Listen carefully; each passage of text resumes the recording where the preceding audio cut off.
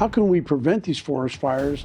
How do we stop them blowing up like they do? The winds were so extreme. When you have about an 8-mile-an-hour wind, yeah, you'll get spots or branding maybe a quarter mile ahead of that flame front, but you can still make a pretty direct attack. They had sustained winds of 60 miles an hour where, that ember wash was just ripping through these neighborhoods. They couldn't get aircraft up under those conditions, and you almost become a spectator for that type of an event.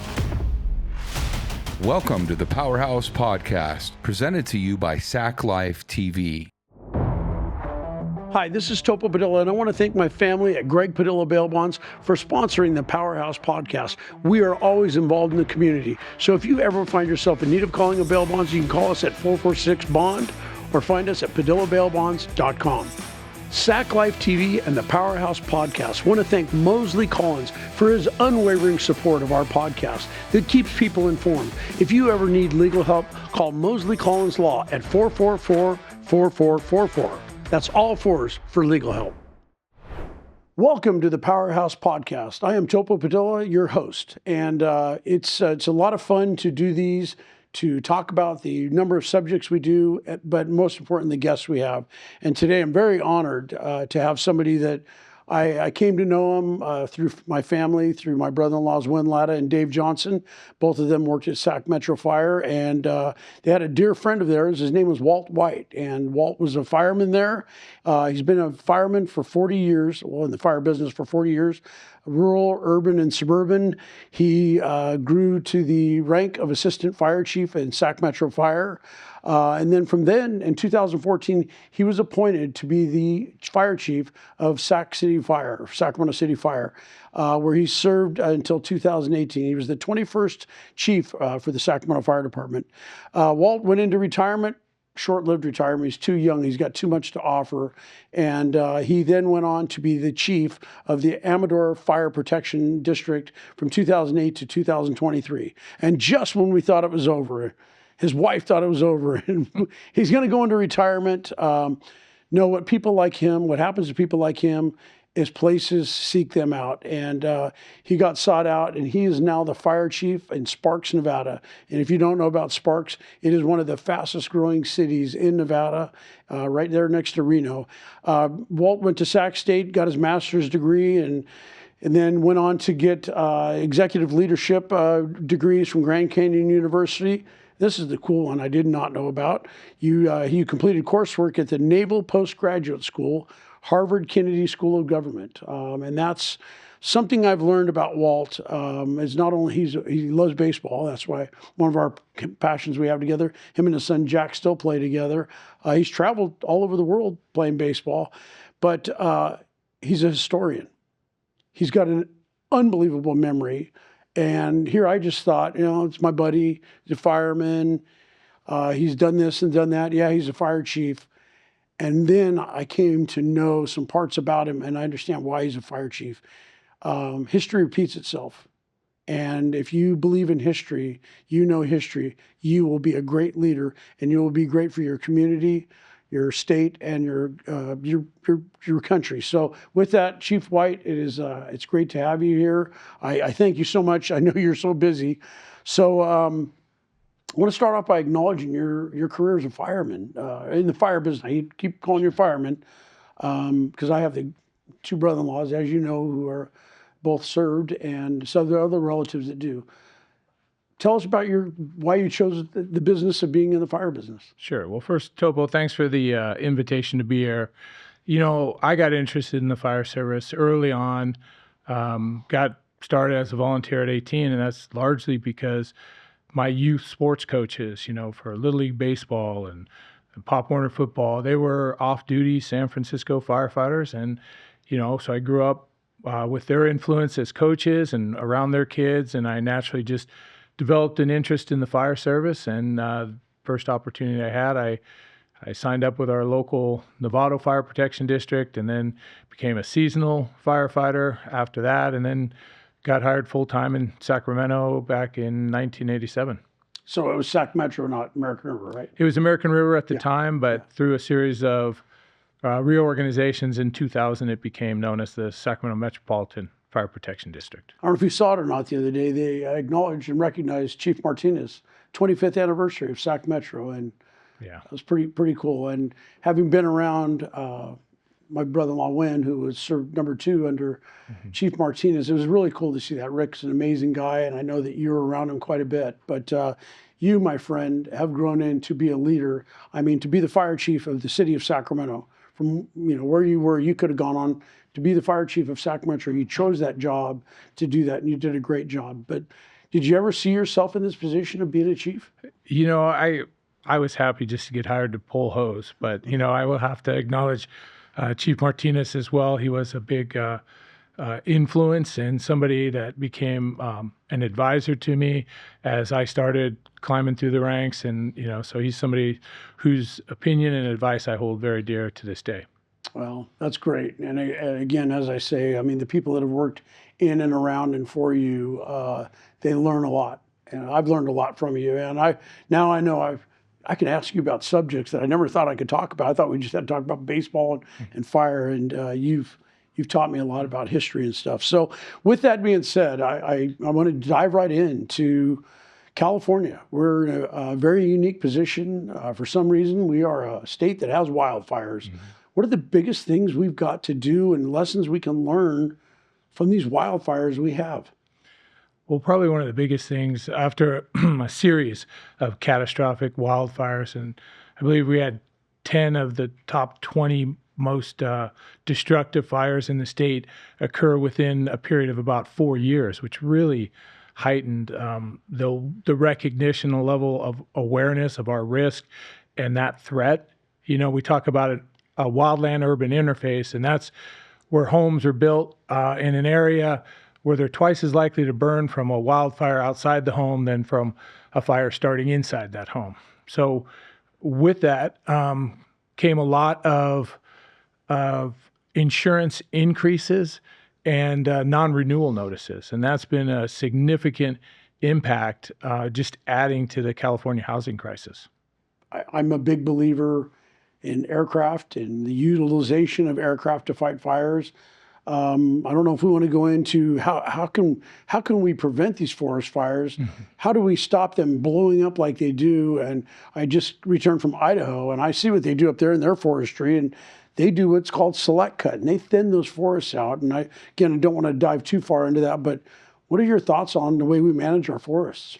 Well, I'm also a big advocate of aircraft because, they can get to remote areas quicker than our crews. They can, at least attack the head of the fire, kind of suppress it, or slow the growth until we can get resources in place to make more of a direct attack on these fires. Because these fires will literally double in size every minute they go unmitigated. So, all these fires start small, but, they can... the fire, is influenced by the weather, the temperature, the relative humidity, the winds, the topography, and if conditions are right and you've got the flashy fuel or the right fuel type, they can grow at an explosive growth.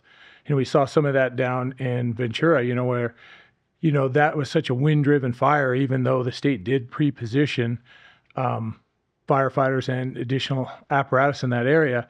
The winds were so extreme. When you have about an 8-mile-an-hour wind, yeah, you'll get spots or branding maybe a quarter mile ahead of that flame front, but you can still make a pretty direct attack. You get up to about a 30-mile-an-hour wind, and you got to change your tactics a little bit. You got to drop back and try and put a box around this thing, maybe create some fuel breaks.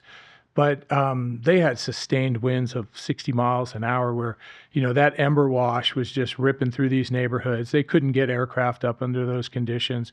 And you almost become a spectator for that type of an event. You got to just be very strategic. You got to put a larger box around what you're trying to contain. You just said something, and I remember when the fires happened over in Sonoma County and all that. My daughter was over there going to school. They were talking about fireballs with the wind, fireballs, and how fast they were flying through the air, and they would hit a house and penetrate a stucco wall, just like it was. To talk about that, because people don't grasp that. IBHS, the Insurance Business Home Safety Organization, they've done a lot of research. They actually have a center, a facility that's located in Chester County, South Carolina, where they replicate the conditions of some of these wildfires. And the ember wash is really one of the bigger challenges or issues. So, they've come up with recommendations, mitigations that matter, that result in structural survivability, which include the proper type of roofing, ember-resistant vents, because that's what happens is these embers will blow in through vents into the home, or will be underneath cantilevered decks, and they'll smolder. So fire may burn through an area and it looks like these homes are still standing, and then those smoldering fires from those embers will build up enough heat and flame that they'll consume a home hours after the fires pass through that neighborhood. So let's do this, right? I mean, you just said something that's not even where we were going to go today, but I think you can help people. You can help people save their homes, everything. When these people lose things, people think, 150 houses, man, that's everything they owned. We're building a house right now for my parents. They have a house that we're building. And I know some of the things they're telling us we had to do by code is you have to have this certain material under the porch, and events have to be this, that. Can people retrofit their houses? And should they right now, if they live in these, even if they live in the city, should people be looking to do that? Obviously your risk is going to increase if you're in more of a urban or rural setting, but yes, you can get ember resistant vents and put them on existing homes. You can, make sure you got the right windows in your homes, the right roof assembly that are going to withstand an ember wash better. There's a lot of ways in which, and most of these, especially at time of construction, they're not significant increases. They add maybe about 5% to the overall construction of that home. So if you're talking a normal vent costs you $100, an ember resistant vent is going to be $105. So, there are mitigations that matter that result in structural survivability, but the parcel level mitigation alone is not enough. There is a retired USDA Forest Service scientist, Jack Cohen, and he came up with the home ignition zone philosophy where, there's the immediate zone, which is the 0 to 5 feet. And it's really important that you do not have combustibles within 5 feet of the base of the home, because when an ember wash hits, it will do a vortex and a vortex where the embers will swirl. They'll hit that home and swirl at the base of the home. So, keeping zero combustibles, which kind of goes against some of the traditional landscaping and having shrubs up and, blending your home into the surrounding countryside. But then he's got another zone that's from 5 to 30 feet and specific mitigations, recommendations. And then from 30 up to 200 feet from your home is really where you need to look at those mitigations, and all of that's available on websites on specifically what you should be doing in the 0 to 5 feet and the 5 to 30 feet and the 30 to 200 feet to really make that home safe.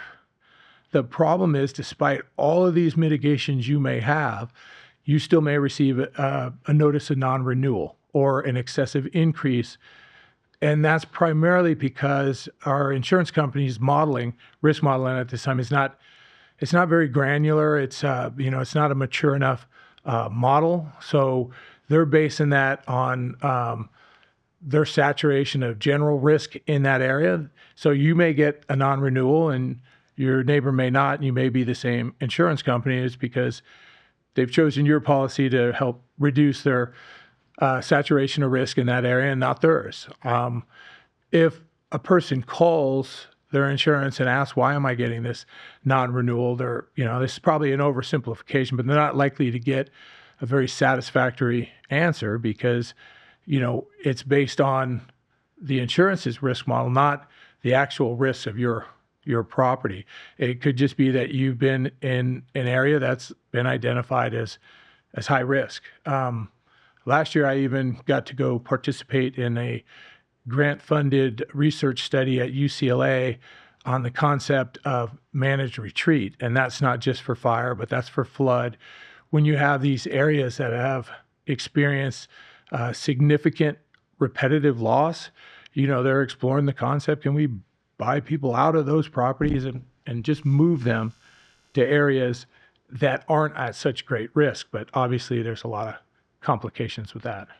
Well, what you just said, it's like drinking out of a fire hose. Not to be funny, it really and truly is. But people, nobody wants to be told what to do with your property, right? No, you guys aren't telling them that because you want to lord over them, big brother. You're telling them that because science. There's science behind. The whole thing with the trees. I know that we've got a place up in by Donner Lake there, and man, we cut down, I can't tell you how many trees.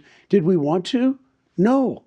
But we did it so that maybe if a fire does go through there, maybe we might not lose our place. So for those of you out there that are, looking at, these things are telling you, the insurance companies are telling you, they're telling you that, so hopefully you can prevent from losing your house and losing everything you have in your life. So it's not Big Brother. It's people like Chief White and others that are putting their heads together to tell you how to possibly save your house. So, on to the insurance thing, because I know that we got that, having a mountain home, got the whole, oh my gosh, what do you do? And, what's being done about that? What can we in California, because it's terrible. These people had houses or a cabin in their lives for 40, 50, 60, 70 years in their families. Now all of a sudden they have this insurance bill. They may have to sell that. So what's being done to? Well, yeah, and this was getting to be pretty catastrophic in Amador County because you had a lot of, 25% of that population was 65 or older, and nearly half of it was 55 or older. These were retirement homes or on fixed incomes. Some of them don't have the financial means to harden their home or the physical ability to go do the work themselves. But I do give a lot of credit to IBHS, which is the insurance arm of the research arm of the insurance industry. So these are really scientific or evidence-based mitigations that they're recommending. The problem still remains that you have admitted insurance companies, and those are regulated by our state insurance commissioner, Ricardo Laura, and they, he will oversee that. Any annual increase isn't above 7%, but then you have the non-admitted insurers. If you can't get coverage in the admitted market, you go to the non-admitted, and that's more of a negotiation between the property owner and the insurer. And it's not regulated to the same extent. And if you don't have luck there, your last option is the FAIR plan, which is considered the insurer of last resort. And that's a very expensive policy, and it's typically not comprehensive. That in order to satisfy the mortgage holder's needs, you may have to also buy wraparound insurance. So given that, and I know a unit chief who saw his insurance rate go from $3,000 a year to $10,000 a year. And, some people just cannot absorb those costs. So yeah, you have people in some of these rural areas, they may now own their home and decide, I can't afford to insure it. Wow. Yeah.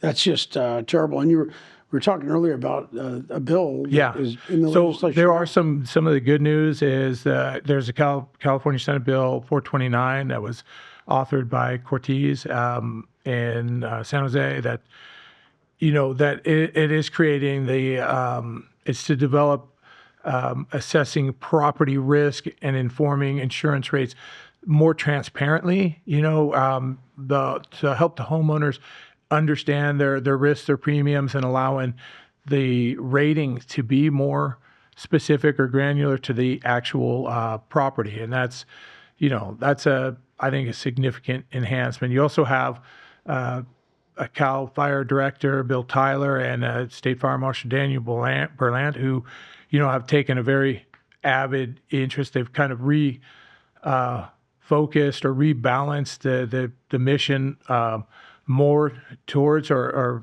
more focus on the mitigation side. And, They this last year they were awarded $64 million for 84 fire prevention projects. They surpassed their fuel reduction goals by 80% over this last year, doubled prescribed fire burns, and nearly 500 new Firewise communities were credited. You said something about these grants and this and that. And I know somebody like me, I always get, NGOs and this and that. This is serious business. I mean, people are losing everything. These insurance companies, there's some things I could say about why these insurance companies are pulling out of California.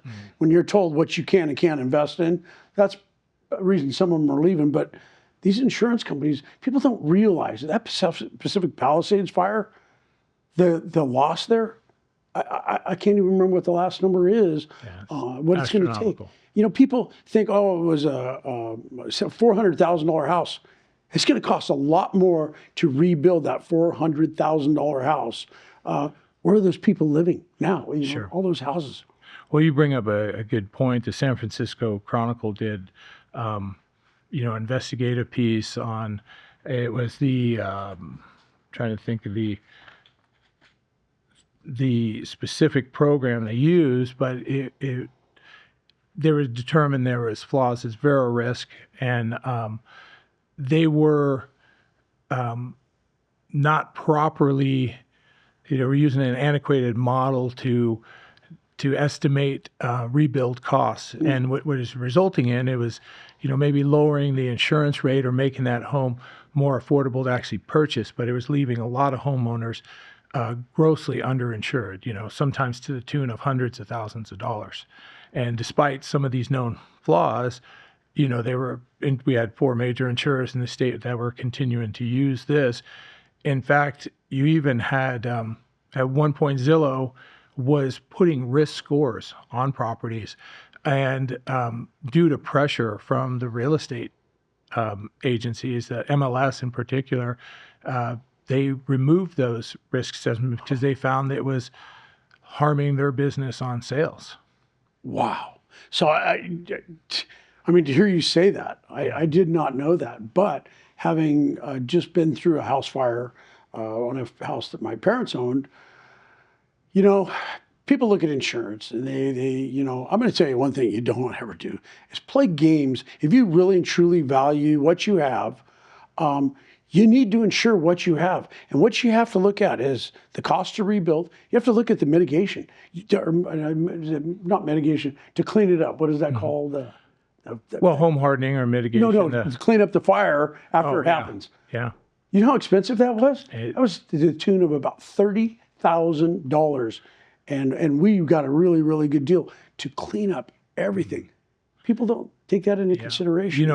These homes have to be scraped down to their foundation, and FEMA comes in and play in a lot of that. And fortunately, in the Camp Fire, and the Tubbs Fire, they were able to perform and clear those homes and remove that debris faster than was originally anticipated. But then comes the problem where, like in Sonoma County, when the Tubbs Fire, there was a real focus on trying to prevent price gouging of contractors, taking advantage of people who have already been victimized by greatly increasing their rates because of the demand for their services. Yeah, that is a tragedy. And again, we, just doing it right now, we're almost done. I have to give a shout out to that Farmers Insurance. They have been absolutely amazing. Not what I expected that I was going to deal with. So I just tell you, don't try and underinsure anything so you get a cheaper premium, and then, tragedy does strike.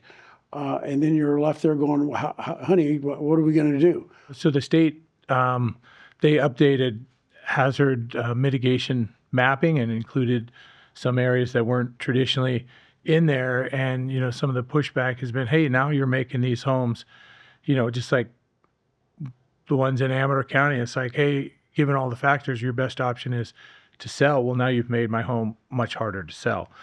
So people need to be aware of their risk, but sometimes, they feel like, hey, having a designation of that risk can harm my ability to get insurance or even to get a loan to purchase that property.